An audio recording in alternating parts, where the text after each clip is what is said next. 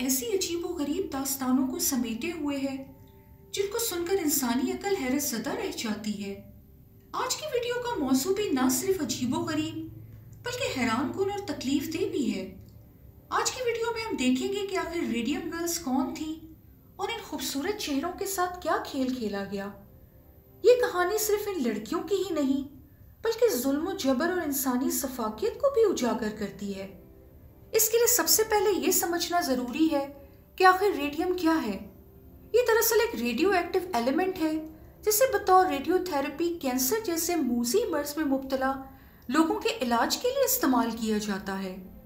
Radium को 20 साल पहले फ्रांसीसी तबियात दान Marie Curie and Pierre Curie ने दरियाफ्त किया था, लेकिन इसकी खुसूसियात से वो भी अक्सर नावाकिफ थे। तहकीक के दौरान मैरी क्यूरी के अपने हाथ भी जल गए थे और आखिरकार उनकी मौत वाक़ई हो गई थी। और भी कई रिसर्चर्स इसकी वजह से हलाक हुए। अगर कोई आम इंसान रेडियम के सामने जाहिर हो तो वो हड्डियों और फेफड़ों के कैंसर में भी मुब्तला हो सकता है। ये वाक़या पहली जंग अजीम का है जब यूएस रेडियम कॉरपोरेशन ने न्यू जर्सी में कम उम्र लड़कियों को पेंट करने वाली फैक्ट्री में रखा। इन लड़कियों का काम फकत घड़ियों के डायल्स को इंतहाई नफासत और खूबसूरती से पेंट करना था। इस काम को बेहतरीन अंदाज में करने के लिए पेंट ब्रश को अपने मुंह में दबाना होता था। ये लड़कियां जब भी इस ब्रश को अपने मुंह में रखती थीं तो दरअसल वो इस पेंट को खा रही होती थी। इनको ये बताया गया कि ये पेंट इनके लिए नुकसानदेह नहीं है, इसीलिए इसकी तबाही से बेखबर ये लड़कियां इसे अपने कपड़ों पर भी फेंकती थी और फेस क्रीम के तौर पर भी इस्तेमाल करती, क्योंकि इससे अंधेरे में इनके चेहरे चमकने लगते थे।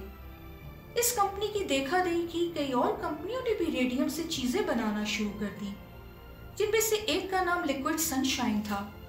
लोगों ने बगैर तहकीक इसे भी इस्तेमाल करना शुरू कर दिया। रेडियम को बहुत सी और अशिया मसलन टूथपेस्ट और बच्चों के खिलौनों में भी मिलाया गया, क्योंकि इससे वो सब चीजें चमकती थीं।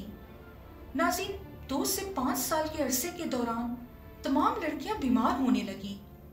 डॉक्टर भी अमूमी तौर पर तशखीस न कर पाए और कंपनी ने भी इसकी जिम्मेदारी कबूल करने से इनकार कर दिया।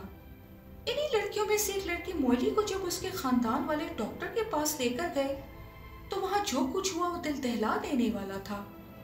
इसके दांत में दर्द के सबब जब डॉक्टर ने इसे मुंह खोलने को कहा और इसके जबड़े का मुआयना करने लगा तो इस मासूम लड़की का जबड़ा मुंह से बाहर आ गया और चंद दिनों के बाद उसकी मौत वाक़ई हो गई। बाकी तमाम लड़कियों के हालात भी कुछ इसी किस्म के थे। बिल आखिर एक रिसर्चर ने इनके मासूम जिस्मों में रेडियम पॉइजन को तशखीस किया। नाज़रीन, रेडियम इंडस्ट्री से मुंसलिक लोगों ने इस रिसर्चर के पेश करदा हक़ाइक़ को झुटलाने की भरपूर कोशिश की, लेकिन रेडियम गर्ल्स ने हिम्मत न हारी और अपनी जिद्दोजहद जारी रखी, क्योंकि वो उन लड़कियों की मदद करना चाहती थी जो अब भी फैक्ट्री में काम कर रही थी। नाज़रीन, इस हादसे में कुल 50 लड़कियों की मौत वाक़ई हुई।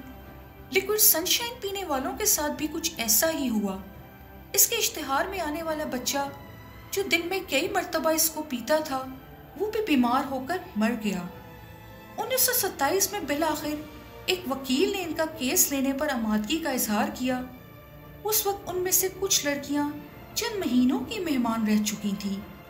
इस केस को ख़त्म करने के लिए उनको ख़रीदने की भी कोशिश की गई, लेकिन उनकी आवाज़ को दबाया ना जा सका क्योंकि पूरी दुनिया की नज़रें इन पर थीं। लेकिन अफसोस, इस दौरान भी फैक्ट्री मामूल के मुताबिक काम करती रही।